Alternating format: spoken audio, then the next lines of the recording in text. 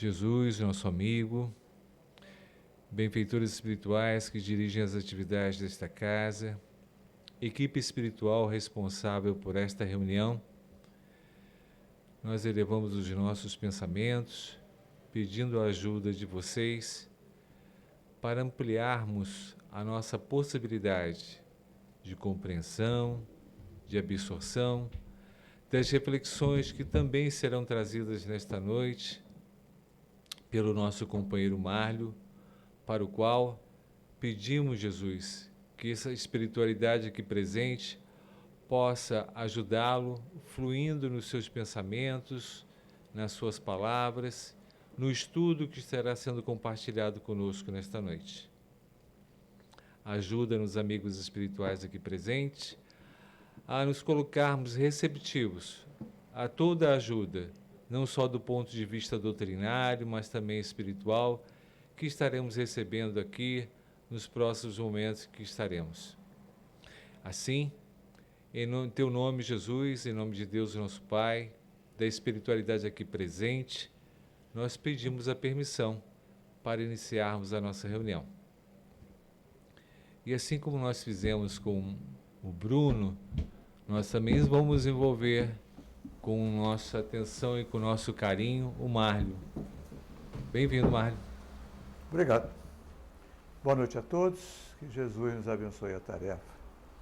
É um prazer estar aqui, ao vivo e a cores, dividindo reflexões sobre a doutrina espírita.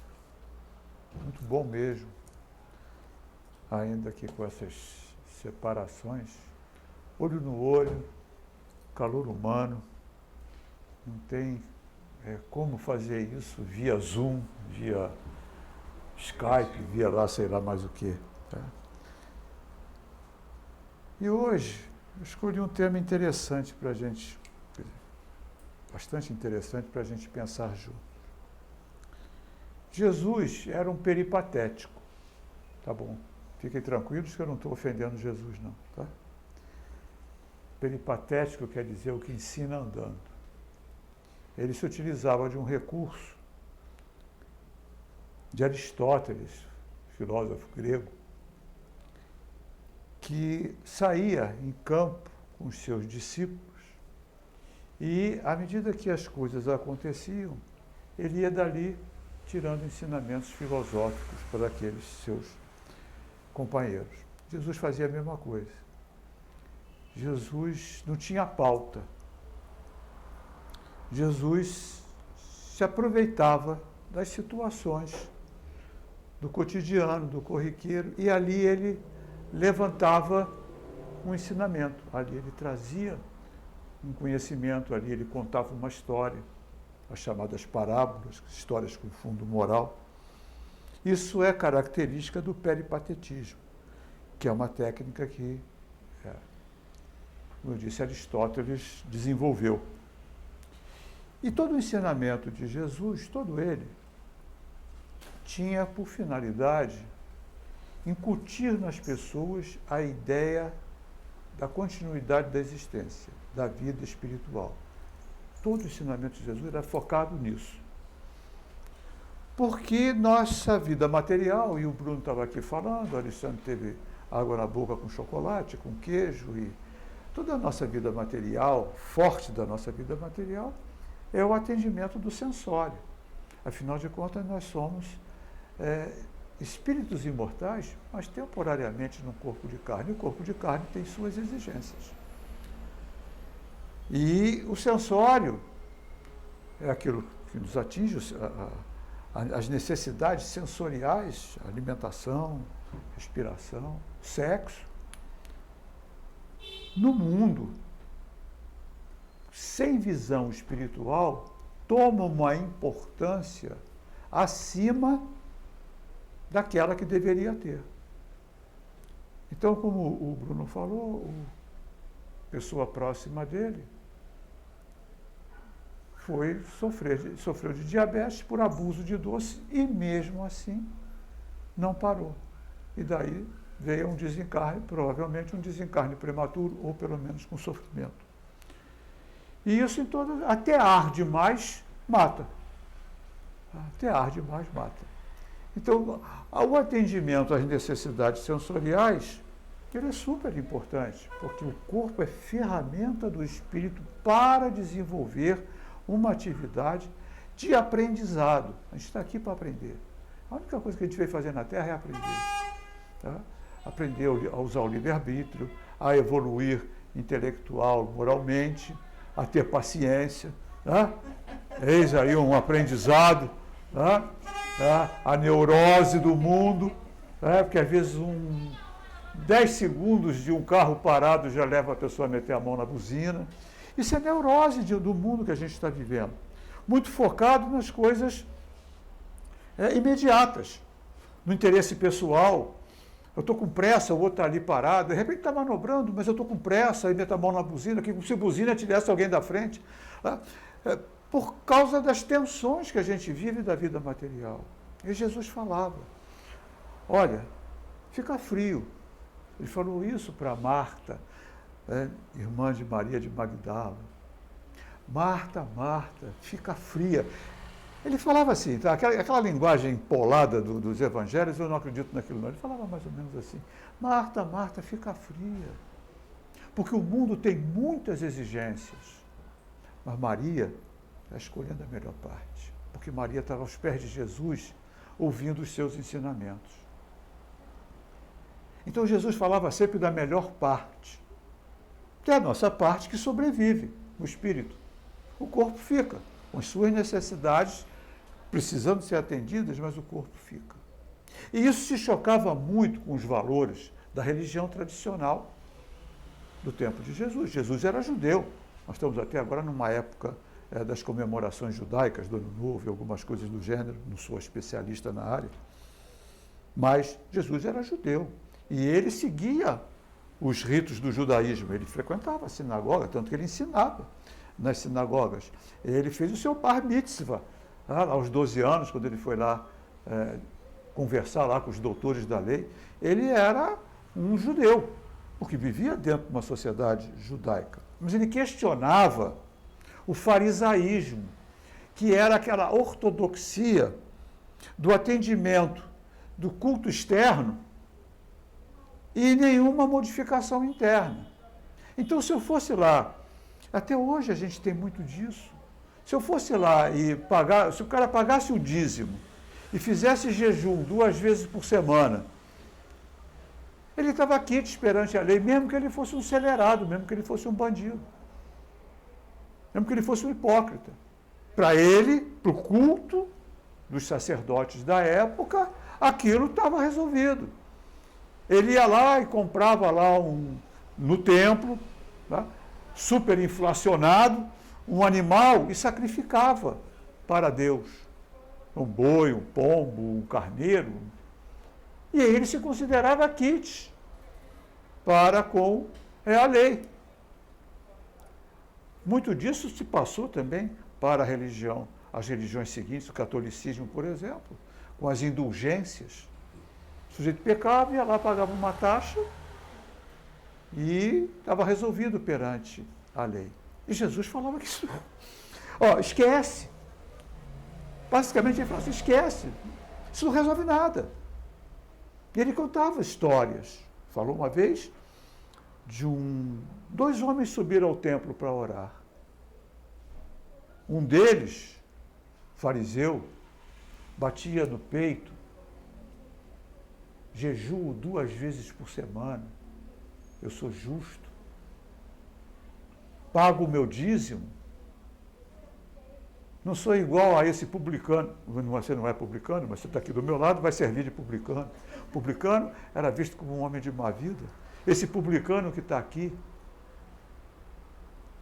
E o publicano batia no peito e dizia, Senhor, de joelhos, de cabeça baixa, Senhor, tende misericórdia, eu sou um pecador. E aí Jesus falou, dos 2, o publicano voltou para casa justificado, o outro não, porque ele era orgulhoso perante a divindade. Olha, isso deixava os doutores da lei, os donos do poder, subindo pelas paredes. Porque ele questionava valores. Ele falou, esses valores não dizem nada, são valores materiais, os valores que vão levar vocês nos levar ao mundo espiritual são os valores morais, são as nossas escolhas. É o nosso amor pelo outro. Amar é uma coisa, gostar é outra. Eu não preciso gostar de uma pessoa para amá-la, porque amar no sentido evangélico é fazer o outro que eu gostaria que me fizesse. E eu não preciso gostar de uma pessoa para isso. Eu não preciso gostar de você para te respeitar, porque eu quero ser respeitado. Mesmo que eu não goste de você. Tá? Gosto, tá? Fica tranquilo. Mesmo que eu não goste de você. Eu não preciso gostar para amar. Porque o amor que Jesus fala não é sentimento, é comportamento. É fazer o outro que eu quero que me faça. Então, isso é o amor. E isso me leva a olhar o outro como eu gostaria que me olhasse. E a fazer pelo outro o bem, porque eu quero o bem para mim. E são valores. E a gente vive num mundo em que o egoísmo e o orgulho têm uma preponderância muito grande. Olha o que a gente vive hoje. Olha essa separação de sociedade que a gente tem hoje. Porque a gente não ouve o outro, porque a gente se acha. E não importa que lado é, não quero me meter nessa encrenca. Não importa que lado é, porque a gente se acha com razão. Então, se eu estou com razão, se eu estou convicto quer dizer com a verdade, eu não ouço o que o outro tem a dizer. Aí eu não cresço. Porque eu tenho uma visão unilateral. E eu não cresço. Eu cresço quando? Eu cresço na divisão de informações. Na tua visão de enxergar o mundo é diferente da minha. Poxa, mas o Alexandre é um cara inteligente. Se ele enxerga o mundo dessa forma, alguma coisa tem, na minha concepção, que precisa agregar valor. Kardec falava isso. Se uma pessoa está do lado de uma casa é pintada de vermelho, outra casa é pintada do outro lado pintada de amarelo. Se um está de um lado e o outro está do outro, um diz que a casa é vermelha, o outro diz que a casa é amarela. Quando, na realidade, a casa é vermelha e amarela. Se somar as duas opiniões, é que você tem um retrato mais fiel da casa. Então, Jesus falava muito do culto, da moralidade, do fazer o bem. Não é nada filosófico. Jesus não era um grande filósofo nesse sentido. Porque a filosofia dele era muito simples. Amar a Deus sobre todas as coisas, esse é o primeiro e maior mandamento. E o segundo, que é semelhante ao primeiro, amar ao próximo como a ti mesmo. Isto resume a lei e os profetas. Isto resume a lei e os profetas. Ele pegou todo o Velho Testamento e resumiu em duas frases. Duas frases. Isso resume a lei e os profetas. Faz isso. Faz isso. Mas havia resistência. E quando ele fazia os seus discursos, quando ele contava as suas histórias, tinha sempre gente infiltrada. Já viu falar infiltrado? Infiltrado é o cara que vai lá para criar problema. Né? Isso tem tudo quanto é canto do mundo. Né? Tem um infiltrado. Então ele estava fazendo seguido, e aí um doutor da lei, ou seja, topo da sociedade, rabino, conhecedor profundo da lei, para o tentar, diz para ele o seguinte, para ser bem preciso. Levantou-se um doutor da lei para o tentar e disse: mestre, o que preciso fazer para possuir a vida eterna? Porque Jesus falava de continuidade da existência. Eles falavam que você, seguindo os preceitos materiais, você estaria garantido o seu lugar no céu. E ele falava que não. Aí o que o doutor da lei fez? Então, para o tentar, o que eu preciso fazer para ganhar a vida eterna? E aí Jesus responde. O que está escrito na lei? Ele faz dá de volta. Ele obriga o doutor da lei a falar sobre a lei. Afinal de contas, era um doutor da lei. Deixa eu só aqui. O que está escrito na lei? O que é que lês nela? Aí ele teve que responder. Amarás o Senhor teu Deus de todo o teu coração, de toda a tua alma, com todas as tuas forças e com todo o teu espírito. E ao próximo como a ti mesmo. Não foi Jesus que inventou essa máxima, amar ao próximo como a ti mesmo. Isso é da lei mosaica. Aí disse Jesus. Beleza. Maravilha. Deve ter feito até aquele sinal de paz e amor. Faz isso. E está resolvida a tua vida. Aí o cara, malandramente, falou: tá bom, mas quem é o meu próximo? Olha a maldade. Porque para o judeu, povo escolhido de Deus, o próximo era aquele da sua mesma confissão religiosa. Os demais são os góis, ou gentios, como até muitos dos ortodoxos hoje acham. Povo escolhido de Deus.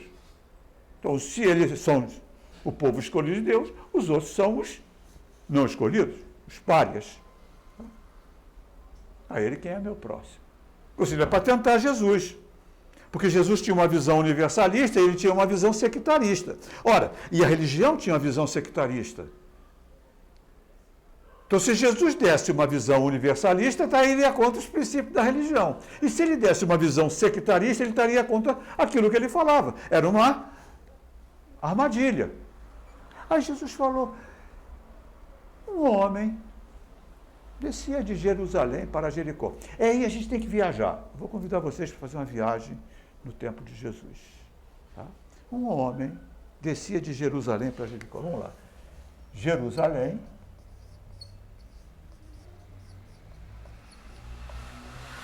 Sede do templo.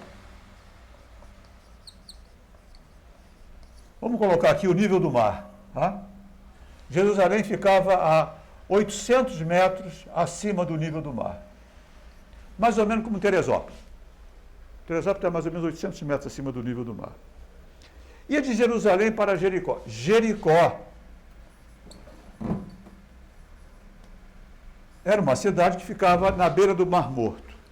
O Mar Morto, ele fica 200 metros abaixo do nível do mar.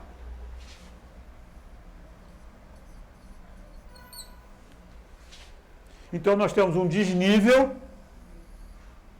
de 1.000 metros, que era uma estrada que tinha aproximadamente 26 quilômetros. Era íngreme, uma estrada muito íngreme, cheia de curva, era uma serra, cheia de curva. E não era uma estrada asfaltada, com pedágio, com postos de socorro, nada. Terra, um sol profissional, porque o sol do Oriente, ele é... O aqui do Rio de Janeiro é sol amador comparado com o sol profissional. Pedra pra caramba, que guarda calor e que reflete. E a maioria das pessoas não tinha veículo nenhum. Era a pé. Sandália de couro muito rústica. Não tinha nenhum tênisinho, nem um Olímpicos, nem um tênisinho, nada. Nem uma havaiana da borrachinha, não tinha nada. Era aquele couro rústico. E era assim que andavam. Isso aqui se fazia em mais de um dia. Hoje, com 26 km, com uma bicicletinha, a gente faz 26 km em 1 hora e pouco. Ou até menos. Mas a pé. Então era uma estrada. E curioso, porque aqui era a sede do templo. Jericó era o shopping da época. Jericó era uma cidade comercial, onde havia rota de cruzamento de caravanas. As caravanas é que levavam as mercadorias de um país ou de uma cidade a outra.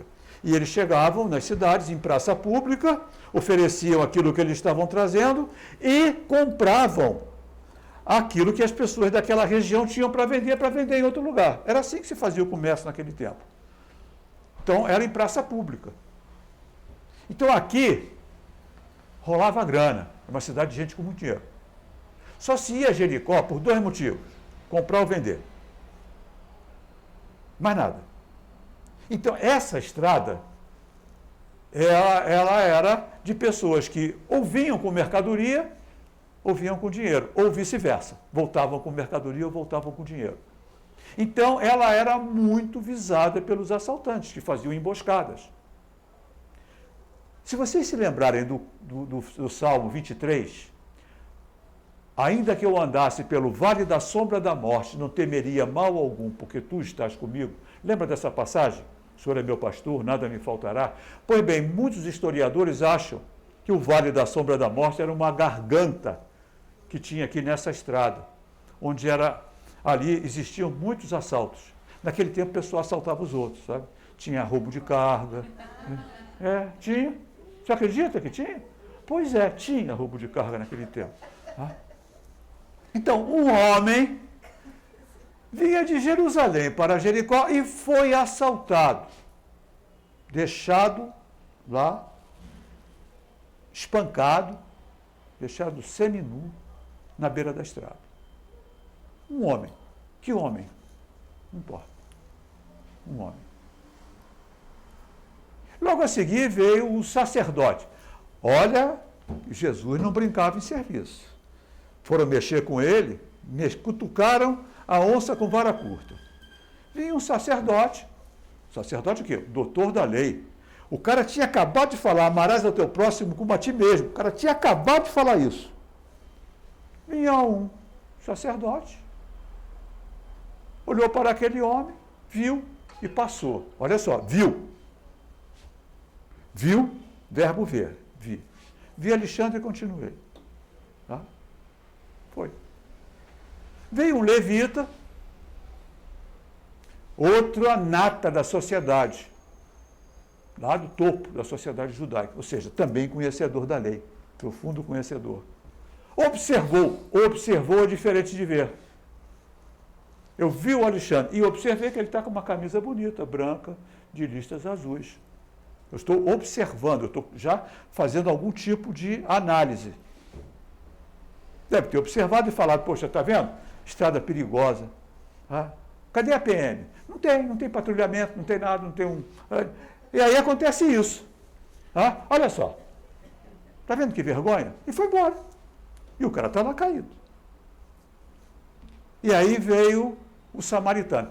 Jesus gostava de provocar, porque o samaritano era o herege da época. Veio o samaritano,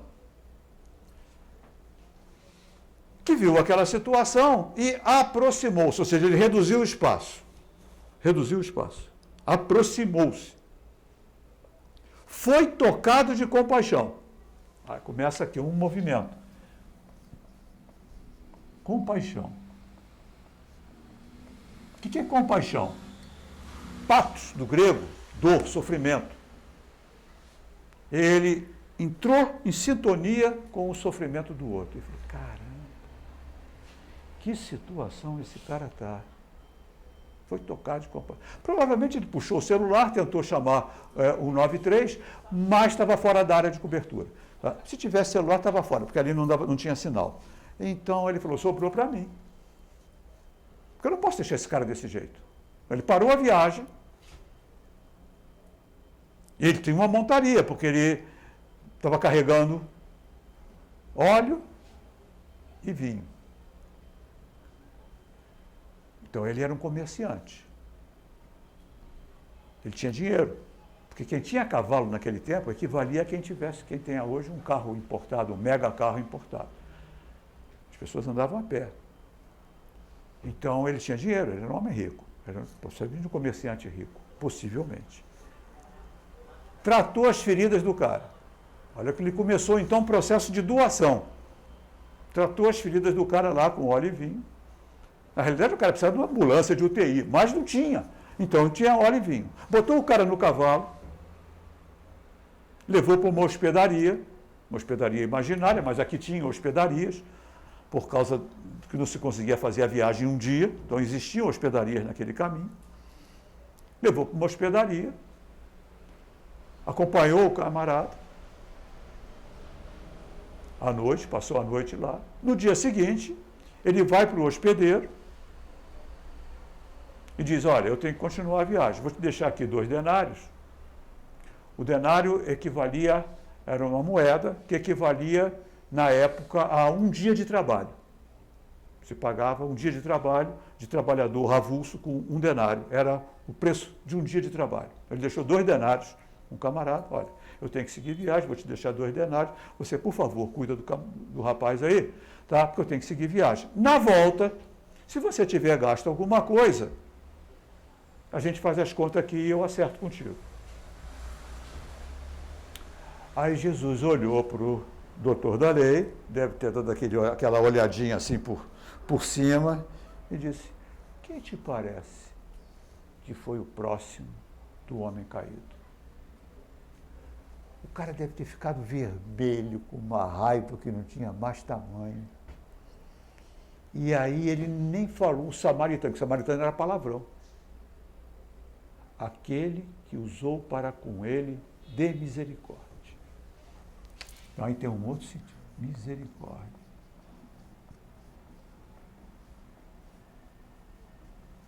Misericórdia é coração, miséria.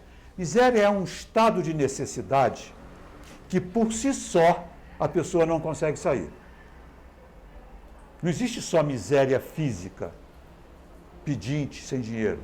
Existem outros tipos de miséria. Nesse caso, aquele homem caído podia ser multimilionário, mas naquela situação dele ele era miserável. Por que ele era miserável? Porque ele não ia conseguir sair daquela situação sozinho. Miséria é isso. Córdia é coração, sentimento. Ou seja, eu tive sentimento, é ter sentimento para com a carência do outro. Carência que sozinho ele não sai. Ou você ajuda, ou ele não sai. Você entuba, vamos falar aqui, ou então a pessoa vai morrer. Porque sozinha ela não respira. Você tem que botar uma respiração artificial. É um estado de miséria. Porque sozinho ela não consegue resolver. Então, miséria não é só falta de dinheiro para suprir necessidades básicas. Miséria é todo estado de carência. Existem as misérias morais, as angústias, as grandes depressões. Que sozinha a pessoa não sai, sem socorro, sem um apoio, ela não sai. Pois bem, isso é miséria. Córdia é sentimento. Aquele que usou para ele de misericórdia. E aqui a gente vai fazer uma análise, eu estou baseando essa análise numa aula que eu tive com um grande mestre da doutrina espírita, professor Mário Barbosa. Já desencarnado, a maioria de vocês provavelmente não conhecem, mas era um mestre. E ele tinha uma interpretação magnífica dessa parábola. Ele diz o seguinte: esse homem caído, muitas vezes ele nos representa. Muitas vezes sozinho não consegue sair. Jesus nunca não fez crítica nenhuma, nem ao doutor da lei, nem ao levita, nem ao homem caído, nem ao samaritano. Ele só foi contando. O doutor da lei, muitas vezes, é posições nossas em relação ao nosso entorno. A gente passa e nem repara a dor do outro, a carência do outro. Ou então a gente passa, repara, comenta, mas não faz nada. É o levita. E quantas vezes, graças a Deus, a gente vai e busca socorrer? Com aquilo que a gente tem, ou com aquilo que é possível. Porque, na realidade, aquele homem, óleo e vinho, era o que o cara tinha, ele não tinha outra coisa. Então, ele começou, quando ele teve compaixão e misericórdia, ele começou um processo de doação. Primeiro ele parou e doou o quê? Tempo. Ele interrompeu, ele estabeleceu prioridade. Ele fez um estabelecimento de prioridade. Pô, peraí. Eu tenho que fazer negócio.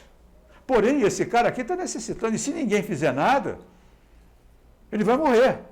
Então ele parou. Ele estabeleceu a prioridade e ele focou no tempo. Recursos materiais. Foi outra doação. Recursos materiais o quê? Disponíveis. Era o que ele tinha na mão. Ele foi lá.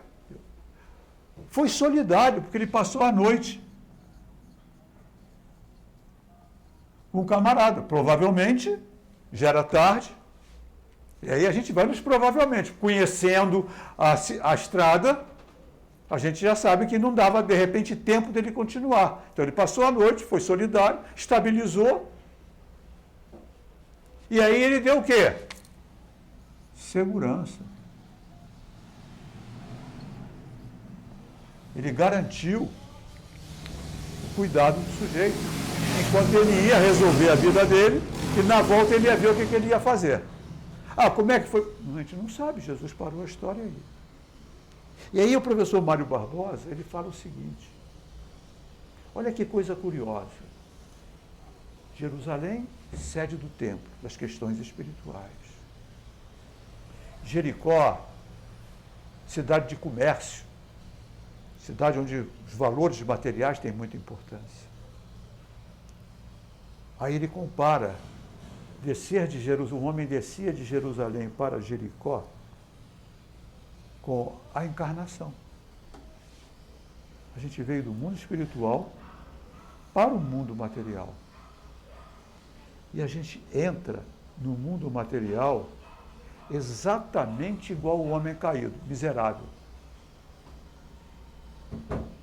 Porque a gente não é capaz de fazer nada. Nós somos crias absolutamente dependentes de terceiros.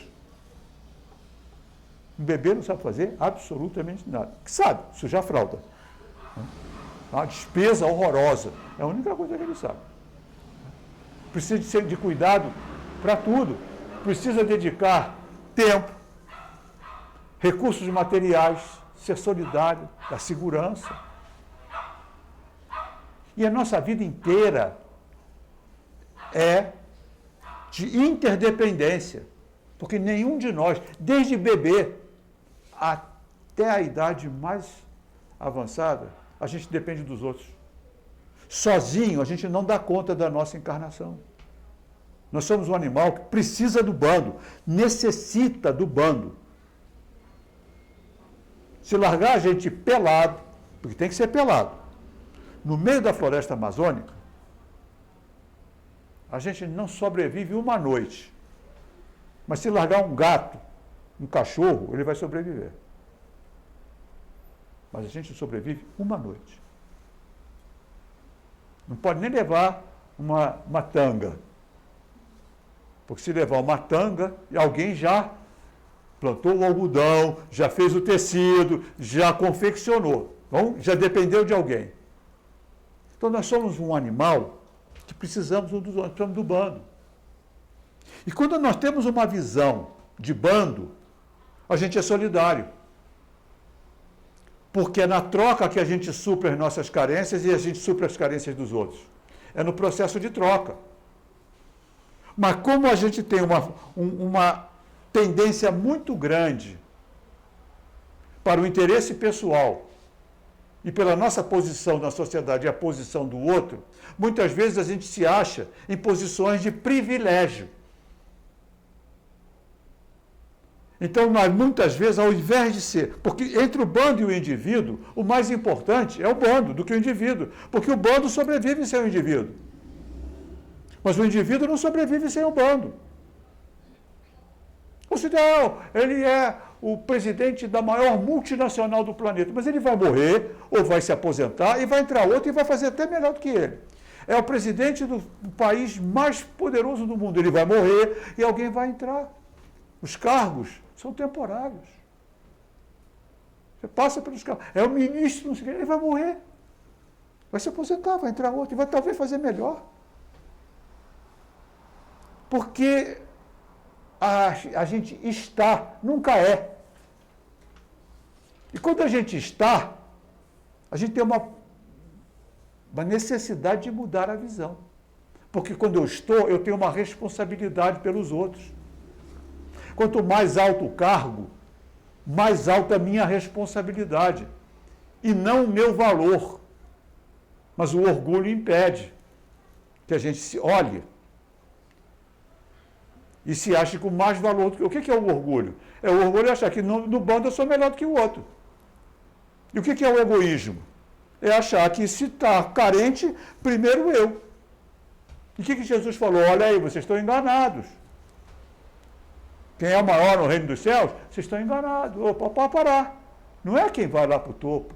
Quem é o maior no reino dos céus é o servidor de todos. Quem quiser ser o maior, seja o servidor de todos. Porque quanto maior o seu esclarecimento, maior a sua responsabilidade. Nós espíritas temos essa, digamos, essa pedra no sapato. Eu diria. Porque a gente não pode dizer, eu não sabia. A gente tem informação espiritual suficiente para necessariamente Começar um processo de revisão de valores. Começar um processo de revisão de valores. Porque a proposta de Jesus é unicamente essa, revisar valores. Olha, tu é tão carente quanto um homem caído, mas você também, muitas vezes, você é levita, você é doutor da lei, e graças a Deus você também é samaritano. Ah, quer dizer que eu vou pegar o cara e levar... Não, não é pegar o cara e levar para minha casa. A gente sabe que não pode fazer isso. Mas sabe que pode fazer muitas coisas. Nós estamos aqui numa instituição, por exemplo, que tem uma obra social. Que oferece conhecimento, mas também oferece atendimento material. Nós temos uma creche com 140 crianças, nós temos atendimentos para jovens, atendimento médico, atendimento espiritual, lá na comunidade da Rocinha. O Alexandre agradeceu aqui os cobertores. A Casa Vive, por exemplo, de donativos. E que caíram muito durante esse período. E a casa vive disso, porque a casa não tem outro recurso a não ser a colaboração de todos nós. E aí eu estou ajudando. Mas eu não vou subir a favela da Rocinha, que é perigoso. Para alguns pode até ser. Mas eu posso ajudar quem está subindo. E está lá, de alguma forma, suprindo algum tipo de necessidade com tempo, recurso material, com solidariedade. Porque quando uma pessoa daqui vai para lá, está sendo solidário. E está aprendendo muito, porque a maioria de nós aprende lá. Não ensina nada. Não ensina nada, aprende. Porque aí você vai ver pessoas passando pelas mesmas dificuldades que a gente passa, acrescido de uma dificuldade material que muitas vezes a gente não tem. E elas estão lá lutando, aquelas pessoas estão firmes, não se corrompendo. Porque pensa que é tudo bandido? Não, eles têm medo dos bandidos. Se você botar lá 10% de bandido, o resto é gente que tem que trabalhar, que tem que sobreviver. Com muita dificuldade. Que mais foi afetada pela pandemia foram essas pessoas. Porque elas perderam esses empregos temporários, faxineiro, bombeiro, consertador de troço. Isso caiu muito. Lá na creche, minha mulher, diretora da creche, ela contou é uma coisa difícil até da gente assimilar. A moça dizendo, olha, eu e meu marido já estamos sem emprego há um tempão. Criança que está na creche, a gente está indo para a rua pedir. Mendigar. Cara, isso mexe. E aí você olha para o teu prato de comida, você perde a fome. Aquela pessoa está indo mendigar para conseguir sustentar o filho. Uma outra disse, olha,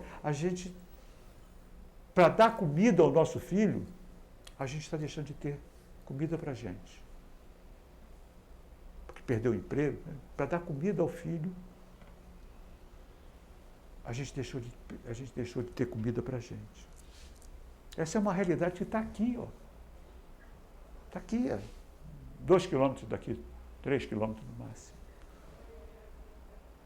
De gente que está caída. E que se não é o socorro da casa, se não é o socorro de uma creche, se não é o socorro de uma cesta básica, não sabe o que vai fazer. Não sabe o que vai fazer. Esse mosquitinho de novo? Não, acho que não. Não sabe o que vai fazer.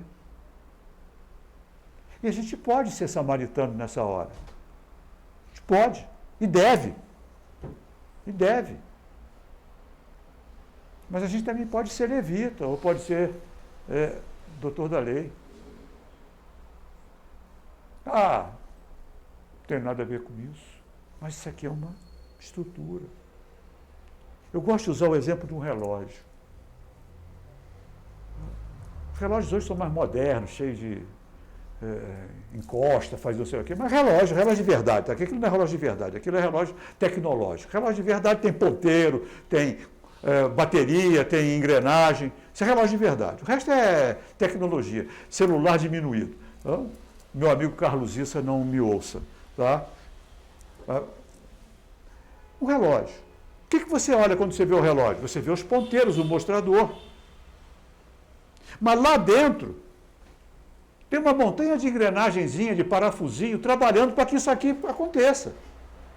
Se um parafusinho lá, ou uma engrenagenzinha lá, der um piti, e dizer, não trabalho mais, Acabou. Parou tudo. E a gente acha que a beleza está aqui. Não, tem gente lá dentro trabalhando. É claro, você vai lá e troca o parafusinho por outro. Porque ninguém é insubstituível. Nem os ponteiros, nem o vidro, está todo arraiado. Tem lugar que troca o vidro. A pulseira está ruim, tem lugar que troca a pulseira. Ou então a gente troca de relógio, mas dá para reformar. Se o relógio é caro, dá para dar uma reformada. Assim somos nós. A nossa importância é trabalhar para o conjunto. Se a gente não trabalha para o conjunto, o conjunto substitui. Ou você pensa que vai ficar aqui na Terra para sempre? A gente não vai. E o que a gente leva para o mundo espiritual? A responsabilidade das nossas escolhas. Por isso é muito importante a gente pensar que a gente veio de Jerusalém para Jericó. Mas tem uma coisa curiosa, a gente vai voltar de Jericó para Jerusalém. E essa volta é subida, tá? Que de lá para cá é descida.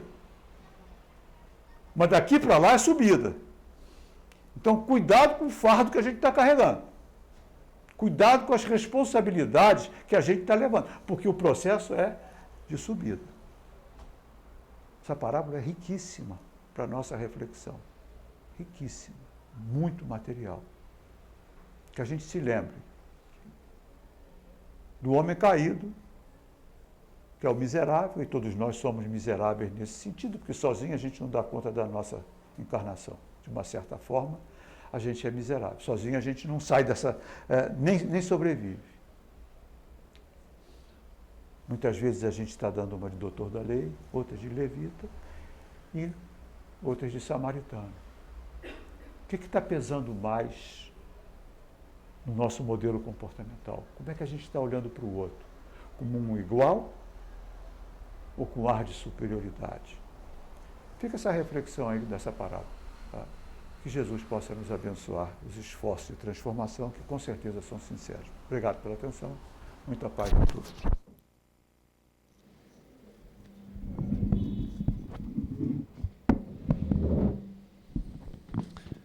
Obrigado, Marli, pelas reflexões que você compartilhou conosco. Certamente vão nos ajudar no nosso processo de transformação intelecto, moral e espiritual. Provavelmente também vai ajudar a melhorar as nossas relações. Bom, companheiros, nesse momento nós chegamos ao momento do passe. Em que nesse modelo que estamos vivendo, as luzes serão apagadas, nós ouviremos uma música e agora faremos uma prece, pedindo aos benfeitores espirituais responsáveis por esse momento, que é o momento do passe, que eles, atentos às necessidades de cada um de nós, possam nos envolver com os fluidos proporcionais e oportunos às nossas demandas interiores, às nossas demandas morais e espirituais. Nesse momento, então, nós elevamos os nossos pensamentos a Jesus, pedindo que, na sua imensa misericórdia, Ele permita aos espíritos responsáveis pelo passe espiritual envolver cada um de nós. E também pedimos aos nossos mentores que ampliemos a nossa receptividade através do nosso pensamento elevado, através da nossa condição interna de oração e de recolhimento, para que esses fluidos possam penetrar amplamente no nosso corpo físico, no nosso corpo mental e perispiritual.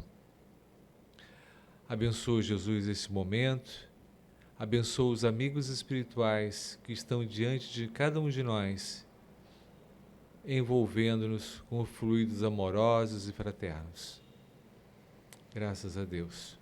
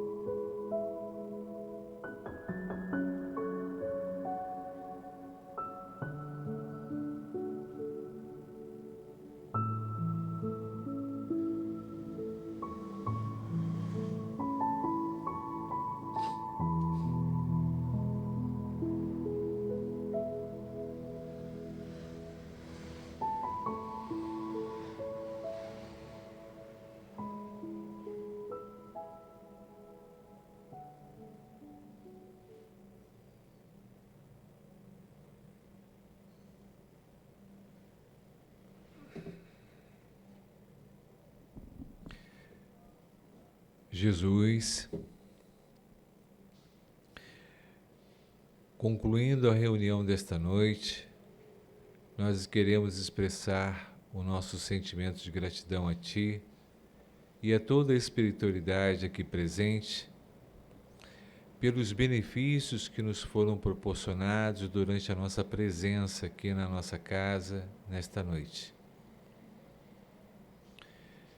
Pedimos, Jesus, a esses amigos espirituais que nos acompanham, que nos ajudem a viabilizar, através das nossas ações, através dos nossos pensamentos, as reflexões dos estudos que aqui foram trazidos nesta noite.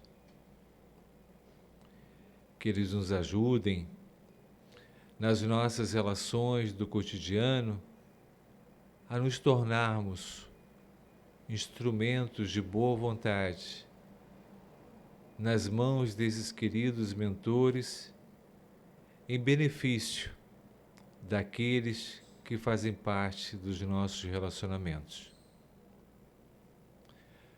Obrigado, Maria de Nazaré, obrigado, Rita de Cássia, por nos acolher nas dependências, nas instalações desta casa, nos permitindo, através de tudo que aqui vivemos nesta noite, renovar o nosso ânimo, fortalecer a nossa fé e sairmos mais confiantes para as nossas vivências, para as experiências do cotidiano, e que possamos, diante delas e vivendo-as, ter um olhar de que são oportunidades que a Tua misericórdia, Jesus, nos disponibiliza de ampliarmos a nossa educação intelecto, moral e espiritual.